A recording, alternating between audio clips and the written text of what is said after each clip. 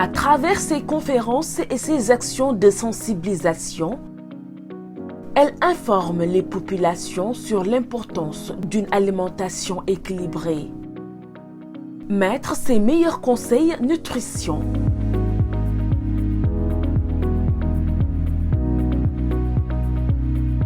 Manger équilibré, réduire le sucre, boire de l'eau, privilégier les produits locaux. La santé commence dans l'assiette.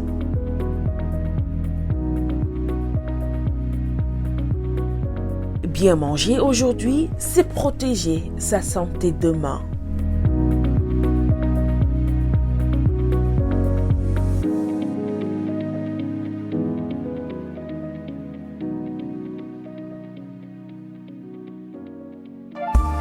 Cette émission vous est présentée en partenariat avec South African Airways et One Click Sky Travel & Tour, votre agence de voyage partenaire pour des expériences inoubliables.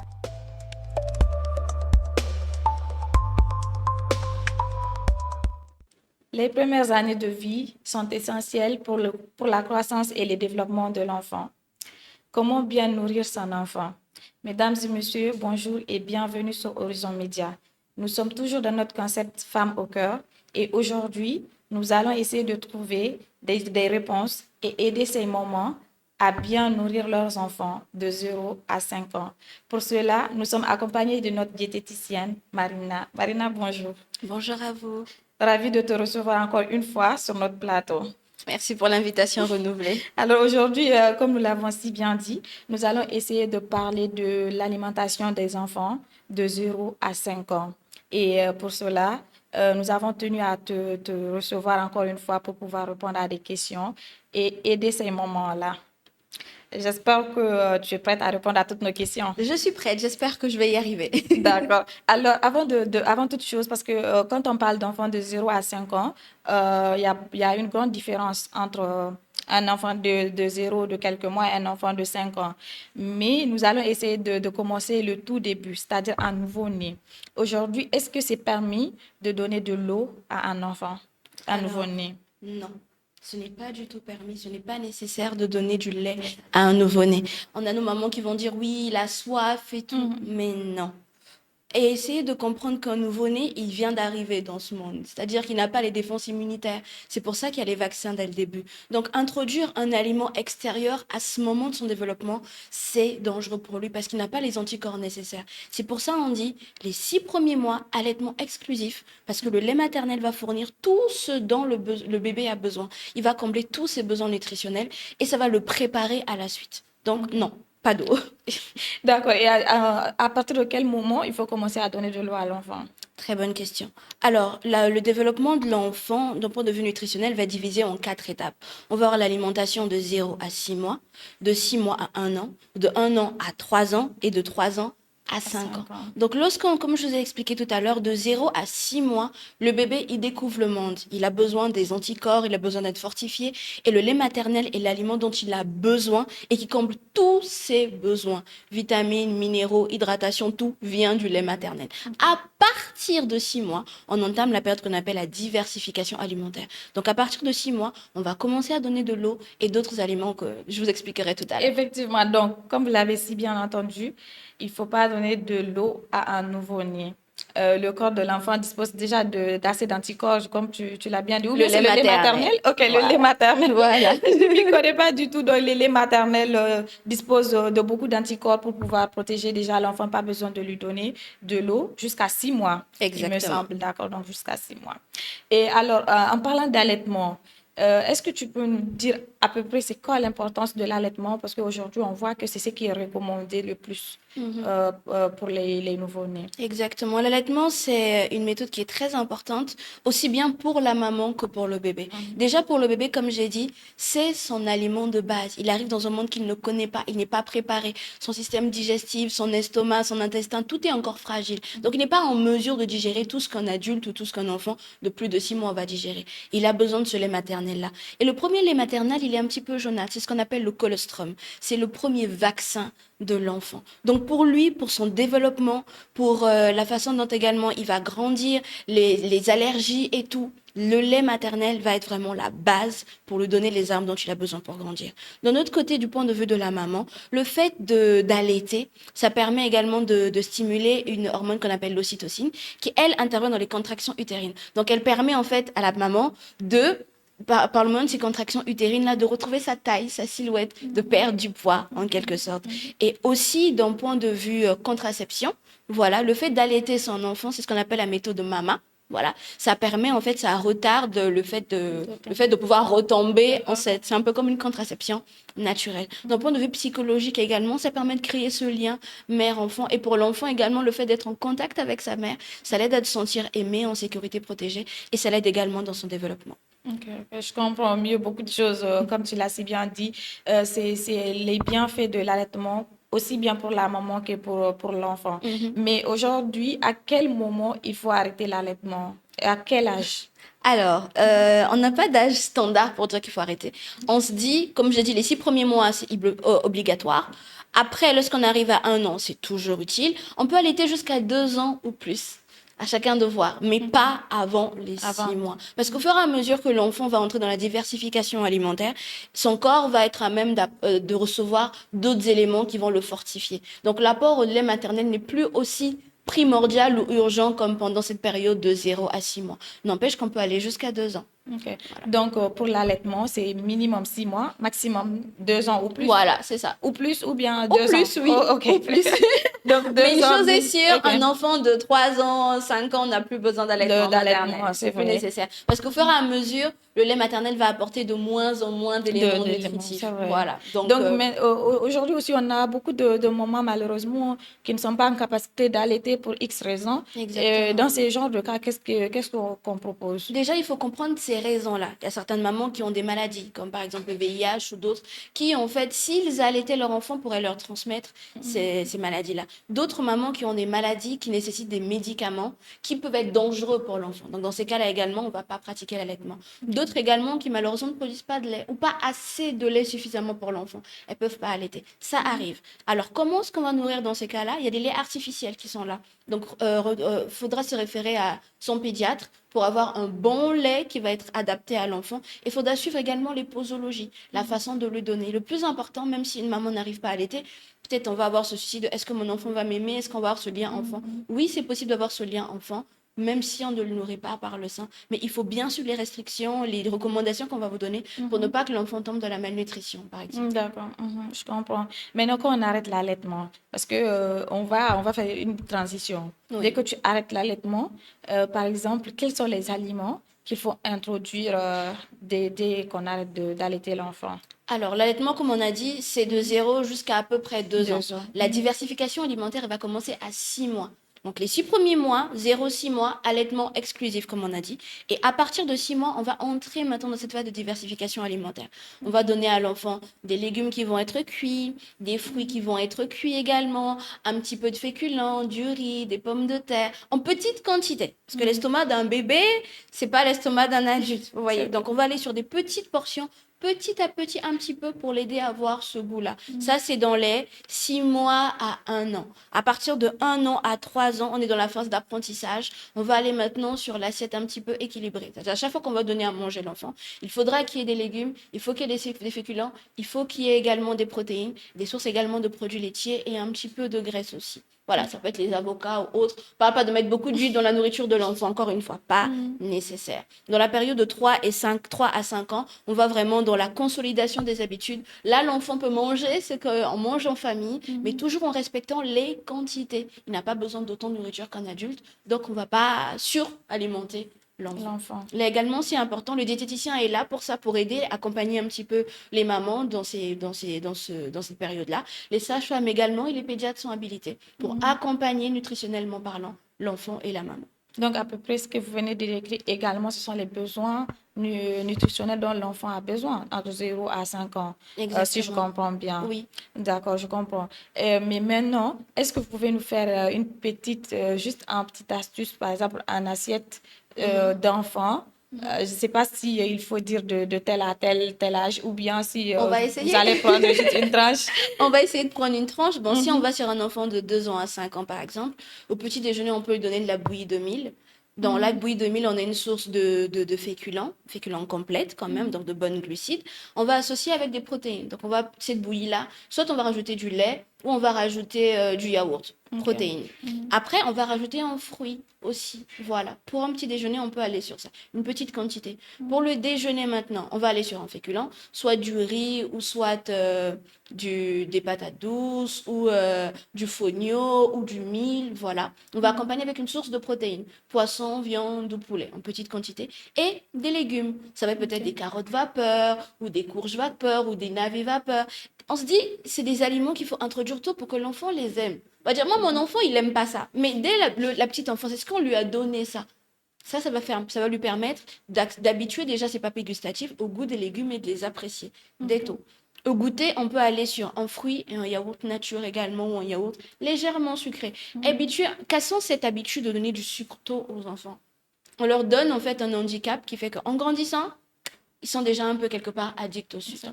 Et pour le dîner, on va aller sur un petit plat comme un petit peu de poisson pour les protéines et des légumes. Voilà ce qu'on peut donner à un enfant de Ok. façon locale. Donc, Ça. pour certains enfants aussi également qui n'aiment pas trop consommer, mais même pas dire qu'ils n'aiment pas consommer, mais comment reconnaître une carence nutritionnelle chez un enfant? Oui, un enfant peut très facilement être en carence nutritionnelle parce que Mhm. un enfant n'est pas maître de ce qu'il va manger. Il va manger ce qu'on va lui donner. Donc la Mhm. responsabilité est vraiment aux parents de qu'est-ce qu'ils vont donner à leur enfant. Un enfant qui n'a pas beaucoup d'appétit, qui n'aime pas manger, on peut fractionner les prises alimentaires. C'est-à-dire on va lui donner un petit peu tout au long de la journée. S'il Ok. n'aime pas, par exemple, comme je l'ai dit, par exemple, petit déjeuner, on va prendre la bouillie, Mhm. et bouillie de mil avec du lait et tout. On peut faire une petite quantité. Voilà, une petite. On prend une cuillère de mil, vous savez bien que ça gonfle à la cuisson. Une cuillère à soupe de lait avec un petit fruit à côté. On lui donne.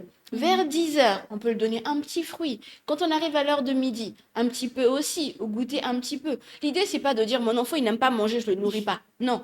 Vous êtes un parent, vous savez. L'enfant, il ne sait pas ce qui est bon pour lui. Le parent, il en est conscient. Donc, dans la façon de le nourrir, il faut avoir des méthodes. Il faut prendre le temps aussi. Un enfant qui va avoir des caprices, on va pas le taper et lui donner à manger. Ça va être des jeux. Voilà, moi, je me rappelle, moi, j'étais une enfant qui n'aimait pas vraiment manger. Ma maman, ce qu'elle faisait, c'est qu'elle me faisait manger pour chaque membre de la famille. Vous imaginez un peu la famille africaine, comment c'est lent? Ça va être une cuillerée pour papy, une cuillerée pour mamie, pour tati, ce qui fait que je connais toute ma famille grâce à maman. D'ailleurs, je te Je remercie pour comprends. cela. Mais voilà, c'était Mhm. des astuces. Pour mes frères aussi qui n'aimaient pas, qui se baladaient, maman, elle prenait le temps pour courir avec eux. Il court, allez, une cuillère, il s'arrête, une cuillère, Mhm. pour lui donner à manger. Faut qu'on arrête ce truc de l'enfant il n'aime pas manger, je laisse manger. Vous l'exposez à des carences. Il ne sait pas ce qui est bon pour lui. Donc le parent doit vraiment réfléchir, prendre des moyens, manger aussi avec les enfants. Mhm. J'ai eu une patiente en soins, sa fille de 3 ans ne mangeait pas. Je me dis, mais comment est-ce que se passe le repas? Et oui, on lui donne à manger et on lui demande de manger. Eh ben, c'est normal, elle va se dire Mhm. c'est une punition. Pourquoi Ouais. moi je mange et personne ne mange à côté de moi? Mhm. Et pendant la consultation, j'ai acheté un paquet de biscuits, j'ai mis sur la table. J'ai dit, madame, mangez. Toutes les deux, on a commencé à manger. Et la petite, Elle commence à tout manger. simplement. Donc, il faudrait que l'environnement dans lequel on va nourrir l'enfant puisse être agréable, puisse être bien, pour qu'il ne Mhm. sente pas la nourriture comme une corvée, comme une punition. Il faut que Mhm. tu manges, personne ne mange autour de lui. Vous voyez. Effectivement. Donc, Mhm. c'est vraiment les parents sont en première ligne là-dessus parce que l'enfant, il ne sait pas. Mhm. C'est Mais il y ces a des enfants habitudes-là. également qui sont sélectifs, hein? Justement, mais là encore une fois, c'est aux parents de C'est... voir comment Ok. est-ce qu'ils vont faire manger ça aux enfants.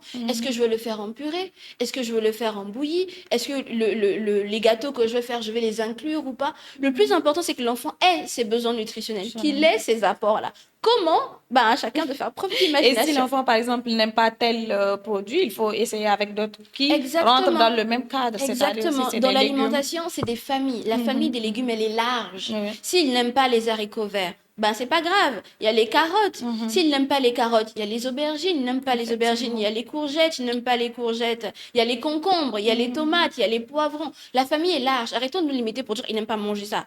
C'est pas la seule source de, c'est pas le seul aliment de la famille des légumes, par exemple. C'est pas Mhm. le seul aliment de la famille des protéines, par exemple. Variant, changeant et soyons patients avec les enfants. Ok. Rendons ça amusant.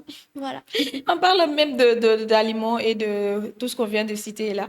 Quelle est la place aujourd'hui des friandises, des boissons sucrées? Parce qu'il y a beaucoup de fans de mamans aussi, quand les enfants sont en pleurs, non, il pleure, on lui donne un bonbon, ou bien il pleure, on lui donne un jus. Il Exactement. y a un jus on achète souvent pour les petits, je pense, c'est un picot, je sais plus, un truc comme ça. Mais Mhm. c'est des jus assez sucrés quand même. Est-ce qu'aujourd'hui, quelle est la place? Alors, c'est pas du tout recommandé de donner ça aux enfants. Comme je vous ai dit, un enfant, il est en apprentissage. C'est-à-dire, Ok. ces aliments que vous allez lui donner là, c'est ça qui va être la base, qui va être le baromètre, en fait, de comment il va sentir les aliments.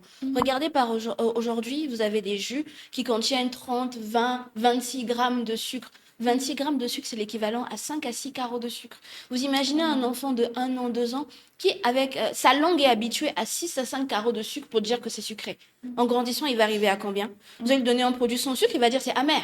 Vous voyez? Alors que si on commence très tôt à habituer nos enfants à des aliments qui sont pas sucrés ou peu sucrés, en grandissant, ils développent une aversion pour ce qui est trop sucré et ça les protège. C'est pour ça qu'on a de plus en plus tôt des enfants qui vont être diabétiques, qui vont avoir des problèmes de cholestérol ou autres, parce que très tôt, ils sont habitués à ces produits trop sucrés. D'ailleurs, avec moi aujourd'hui, j'ai emmené un biscuit que tout le monde connaît, Ikram.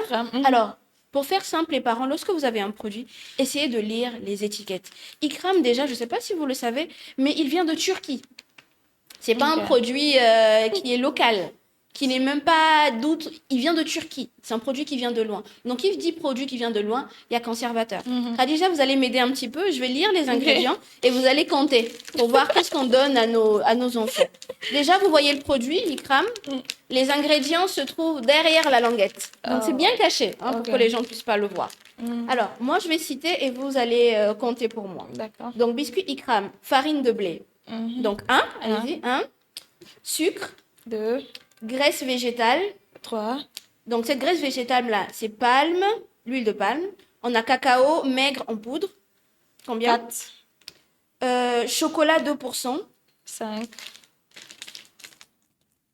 Oui, on a chocolat 2%. Poudre de lait, 6, sucre encore, 7, huile de palme hydrogénée, 8, émulsifiant, 9, sirop de sucre investi, 10, amidon de maïs, 11, poudre de lactosérum, 12, poudre à lever. 13, Bien, c'est pas facile à lire, hein? Alors, agent de traitement de farine, 14, correcteur d'acidité, 15, œuf, 16, noisette, 17, lait, 18, sulfate, 19, œuf, 20, noix. 21, Voilà. Graines de sésame, 22, fruits à coque. 23. Voilà. 23 ingrédients dans ce petit biscuit C'est que je donne à énorme. mon enfant dès quoi 6, 7 mois. Même les bébés, des fois, on leur donne. Et quand vous allez au niveau de tableau de composition alimentaire, on vous dit que pour 100 grammes de ce produit, vous avez 477 kilocalories. C'est quoi ces 477 kilocalories? Vous avez de la matière grasse, 20 grammes, dont 10 de graisse saturée. Vous avez des glucides, 66 grammes, dont 26 grammes de sucre, donc 5 à 6 carreaux de sucre, comme je disais tout à l'heure. Des fibres alimentaires, 2,6, des protéines, 7,4 et du sodium, 259 milligrammes. Donc il y a du sel dedans. Donc vous vous rendez compte C'est que énorme. ça, un enfant peut en manger combien de paquets par jour? S'il est habitué à 6 à 5 grammes de sucre. Donc ces aliments sont vraiment à déconseiller pour Ok. les enfants. Ok. Si vous voulez leur donner ça, espacez peut-être un par semaine maximum. Mais pas 5 à 6, pas tous les jours. C'est très dangereux pour Donc, les enfants. vraiment, je pense que les mamans sont en face de cette émission et vraiment essayer de faire attention aux friandises, mais également aux boissons. Exactement, exactement. Là, on a pris l'exemple bonbon, d'un biscuit. mais c'est pareil pour les chips, c'est pareil pour les boissons, que ce soit Tampico ou autre. C'est plus simple de les faire vous-même. Quand vous achetez un Presea ou autre, ça vous coûte combien la bouteille? 250 et tout. Alors que si vous achetez au marché un bol de bissap, ça vous revient à combien? 500, des fois 500. moins. Et ça vous sort combien de bouteilles, combien de litres de bissap à la maison? Vous pouvez ainsi vous-même sucrer de façon raisonnable pour votre Raisonnable, enfant. Des fois même ne pas mettre de sucre. Vous voyez? Donnons aux enfants des choses que l'on maîtrise. C'est important pour leur bien-être. Et c'est pas si difficile à faire. C'est pas Vous voyez. difficile, non, non, non. Et justement, en parlant de tout ça, est-ce qu'aujourd'hui, selon vous, l'obésité infantile est en augmentation? Oui, l'obésité infantile est en augmentation. Il y a des bébés obèses, je ne sais pas si vous vous rendez compte. C'est un bébé qui est en surpoids parce qu'on lui donne trop de choses à manger. C'est trop facile, le bébé il pleure, il a sûrement faim. Mais non, peut-être qu'il a besoin que vous le preniez dans vos bras. Peut-être qu'il a besoin de parler parce qu'un bébé, c'est la façon dont il s'exprime. Hein. Il crie, il fait des bruits, il parle. Peut-être qu'il a besoin de votre attention. Arrêtons de dire que bébé qui pleure égale bébé qui a faim. Donnons de l'eau, hydratons les enfants. À partir de 6 mois, encore une fois, hein, pas avant. Respectons les recommandations que le médecin va vous donner. Soyez à l'écoute de leurs besoins. Ne nourrissez pas trop. Demandez des conseils auprès du pédiatre, de la sage-femme, du diététicien. On est là pour ça. Vraiment, faites attention à ce que vous faites, vous donnez à vos enfants. Et contactez, moi, je me dis surtout qu'aujourd'hui, les parents n'ont pas, comment dire, cette culture-là de contacter une diététicienne. Mais est-ce que vous avez des patients, c'est-à-dire un patient bébé entre 0 et 5 ans peut-être? Alors, entre 0 et 5 ans, oui, j'en ai eu une de 3 ans qui ne voulait pas manger, comme j'ai dit tout à l'heure, avec qui on a pu mettre en place des mesures, voilà, pour aller dans ce sens. Et ça a bien marché. La maman m'est revenue me dire qu'elle était bien contente. L'enfant arrivait à manger. C'est vrai que aujourd'hui, on n'est plus dans l'éducation de nos parents qui étaient très stricts. Voilà, on tape et tout. On essaie de communiquer avec les enfants. Mais dans chacune de ces façons de faire, celle de nos parents, celle d'un autre, il n'y a aucune qui est bonne ou aucune qui est trop mauvaise. Il faut trouver le juste milieu. Un enfant est une table vide. Il faut lui apprendre des choses. Il faut lui mettre des limites. Il faut être à l'écoute de ce qu'il lui dit. Mais il ne faut pas que votre enfant vous domine. J'ai eu des patientes qui vont dire, moi aujourd'hui, je ne dors pas la nuit parce que mon enfant, à 2 heures du matin, il ne dort pas. Pourquoi c'est votre enfant de 2 ans et demi qui va vous commander, vous qui avez 30 ans? Non, ça ne se fait pas. L'enfant doit avoir sa place d'enfant. Il a besoin d'être encadré, avec amour, avec douceur, avec discipline. Mais il a besoin d'encadrement. Il ne sait pas ce qui est bon pour lui. C'est à vous de lui donner, c'est à vous de lui inculquer de la bonne façon. Mais un enfant ne doit pas prendre ne doit pas être le chef dans la maison. C'est un enfant, vous voyez. Le parent n'a pas non plus à frustrer l'enfant au point où il n'a pas son mot à dire. Un enfant qui dit « j'ai pas faim », on voit, est-ce qu'il a mangé ou pas. Mais un enfant qui n'a pas mangé, qui dit que j'ai pas faim, là, il faut l'obliger à manger de la bonne façon, bien sûr. Tout va être dosé, tout doit être équilibré. Mais chacun doit avoir sa place dans la famille pour l'épanouissement et le développement d'un enfant. Vous voyez. Je comprends tout à fait. Maintenant, est-ce que vous avez une astuce, par exemple, à donner aux parents? Comment prévenir à peu près l'obésité dès le bas âge? Éviter que l'enfant, parce qu'il y a des bébés, comme j'ai eu à le souligner au début, qui ont assez d'appétit. Et là, je me dis, est-ce que les enfants, là, il faut les mettre en régime ou qu'est-ce qu'il faut faire? Alors non, surtout pas. On ne met pas un enfant au régime, on ne met pas un bébé au régime. Même si en 3 à 5 ans, l'enfant est en surpoids, il finira par grandir et ça va s'équilibrer. Donc non, on ne met pas au régime. On ne dit pas un enfant ça, il ne mange pas ça, c'est interdit. Il faut doser. Tout à l'heure, on a lu le biscuit, comment c'est pas bon pour la santé. Mais est-ce à dire qu'on ne va pas en donner à nos enfants? Certains vont juger oui, c'est trop dangereux. D'autres vont dire ok, je donne, mais je donne un peu. Je donne 1 ou 2 biscuits, pas plus. Il ne finit pas tout le paquet. Chacun va faire en fait comme il le veut et en fonction de comment il va faire. Mais à chaque rendez-vous médical, parce que quand on a un bébé de 0 à 5 ans, il y a les pesées, il y a les vaccins. Donc, respectez votre calendrier vaccinal, respectez vos rendez-vous médicaux. Et à chaque fois que vous y allez, posez des questions. Qu'est-ce que je dois donner? Comment je dois donner? Ah, moi, je donne... Parce qu'à chaque étape de la vie de l'enfant, il y a des assiettes même, vous voyez. Il y a l'assiette de bébé, qui a une taille minimale qui permet aux parents de quantifier, en fait, les portions. Donc, demandez ces renseignements-là, on va vous les donner. On va vous expliquer également qu'est-ce qu'il faut faire, qu'est-ce qu'il ne faut pas faire. Quand votre enfant dit qu'il a encore faim, on ne va pas le priver s'il a encore faim. Mais il y a des aliments qui sont moins caloriques qu'on peut donner à un enfant. Un enfant qui a faim, vous lui donnez des fruits, vous donnez des légumes, il ne prendra jamais 70 kilos, il ne prendra jamais 5 kilos. Parce que c'est des aliments qui sont nutritifs et peu caloriques. Vous voyez? Donc, tout ça, il y a des astuces qu'on peut mettre en place lors d'un suivi. Et comme je l'avais répété la dernière fois, la diététique, ce n'est pas la magie. C'est pas on va réfléchir comme ça. C'est des calculs.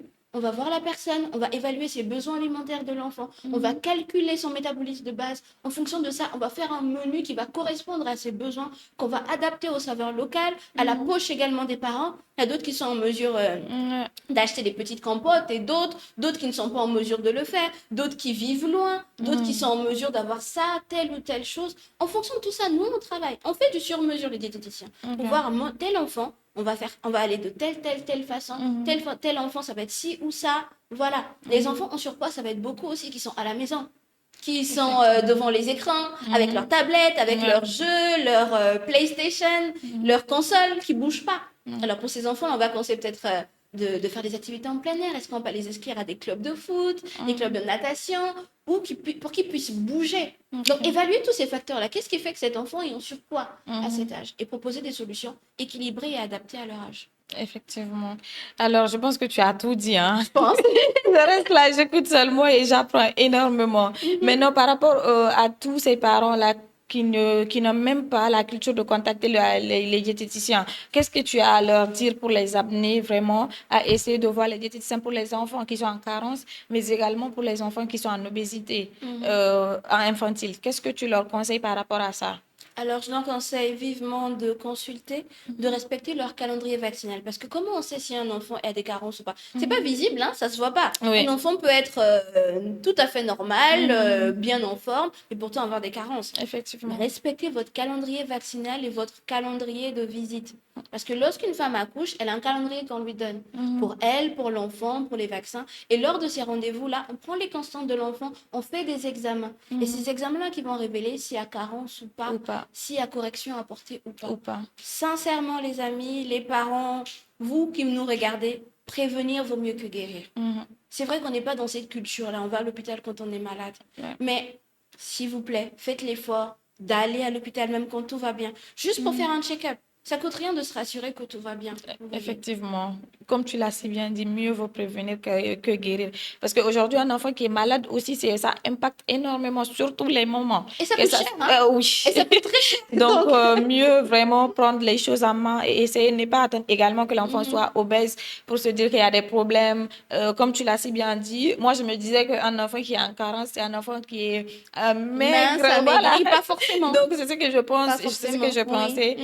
Et je viens de découvrir que pas du tout. L'enfant peut être en bonne santé, mais être en carence nutritionnelle. Exactement. Donc, aujourd'hui, est-ce que tu as vraiment une astuce ultime à donner à ces parents-là dont les enfants n'ont pas d'appétit ou ont au contraire de l'appétit? C'est-à-dire un enfant que, moi, je vois souvent des parents que tu vois des enfants, comme on dit, l'obésité infantile, mais qui continuent de donner à manger, c'est-à-dire la portion qu'elles donnent aux enfants, c'est énorme. Pour un enfant, parfois, tu restes là, tu regardes.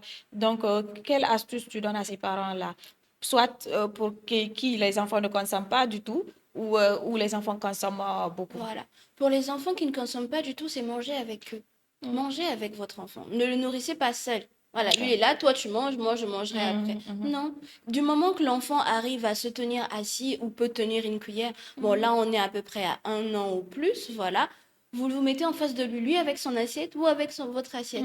On prend, on met dans la bouche. On prend, on met dans la bouche. Et vous-même quand vous cuisinez, vous savez la cuisine c'est plus que cuire des aliments. On y met du cœur. C'est vrai. Donc, quand vous faites à manger pour votre enfant, mettez-y du cœur, soyez content, soyez fiers de votre assiette, goûtez ce que vous faites, voilà.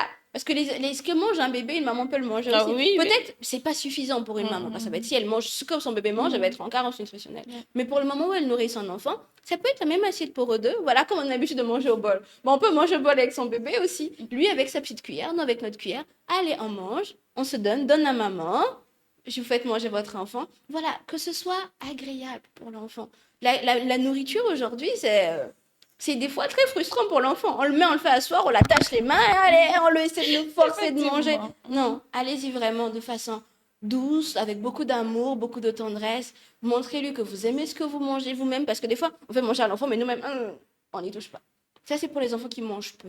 Donnez beaucoup, plusieurs fois dans la journée, fractionner les prises alimentaires. Pour celui qui va manger trop, qui a beaucoup d'appétit, allez sur les aliments qui vont être peu caloriques. Beaucoup de légumes, beaucoup de fruits. De toute façon, c'est ce qu'il y a de meilleur pour l'enfant parce que c'est une réserve énorme de vitamines, de minéraux, de micronutriments, voilà pour lui. Hydratez l'enfant également, faites-le bouger. Voilà, un enfant, il ne faut pas le laisser immobile. De 0 à 6 mois, ok, il ne faut pas trop le bouger, voilà.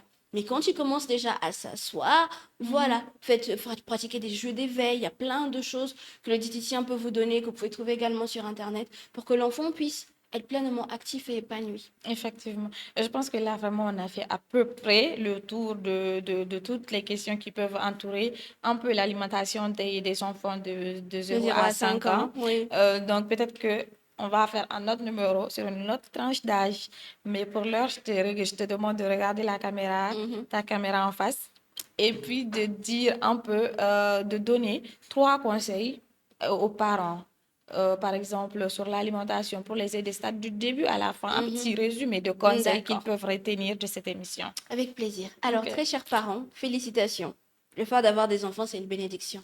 Et cette bénédiction-là, ça accompagne également de responsabilités. Vous avez la responsabilité de les aider, de les orienter et de les nourrir surtout de la façon qui va favoriser leur développement. Alors, 3 conseils. Le premier, si c'est possible, allaitement exclusif les 6 premiers mois. De 0 à 6 mois, je sais que les parents vont parler, la famille va parler, les tantes vont dire il a soif, il a besoin. Non, il n'a besoin de rien du tout. De 0 à 6 mois, le lait maternel couvre tous ses besoins nutritionnels. Pas besoin de rajouter. À partir de 6 mois, commence la diversification alimentaire. Vous pouvez lui donner de l'eau, vous pouvez lui donner des fruits, des légumes, de la viande, mais en petite quantité, bouillie, sans trop de matière grasse. Troisième conseil, évitez les aliments transformés, ultra transformés, les bonbons, les chips, les jus. Si possible, faites-les vous-même ou donnez-les rarement à votre enfant. Vous leur assurez ainsi un bon développement, une bonne santé et un bon épanouissement. Merci Marina pour cette intervention qui était vraiment exceptionnelle et je pense que les mamans ont eu le temps de prendre beaucoup de conseils et de leçons dans cette émission. Alors, tu peux dire au revoir à nos téléspectateurs? Oui, c'est ça. Au revoir. Et si on peut vous dire une chose, les téléspectateurs, vous pouvez nous laisser en commentaire vos questions. S'il y a d'autres thèmes que vous voulez que vous abordez, parce qu'on s'adresse à vous. Nous, on parle, on aimerait également vous écouter. Dites-nous quel thème est-ce que vous voulez que j'aborde en tant que diététicienne nutritionniste. Quelles questions est-ce que vous vous posez? Ainsi, on pourra faire des émissions encore plus sur mesure qui vont vous convenir. Alors, comme elle l'a si bien dit, nous vous invitons à donner vos avis et donner aussi les thèmes que vous souhaitez qu'on traite sur la chaîne. Et bien évidemment, elle sera encore là pour répondre à toutes vos questions. Alors, au revoir. Pour ma part, je suis très ravie d'avoir été accompagnée par Marina pour cette émission et je vous dis au revoir à très bientôt pour un nouveau numéro. Cette émission vous est présentée en partenariat avec South African Airways et One Click Sky Travel Tour, votre agence de voyage partenaire pour des expériences inoubliables.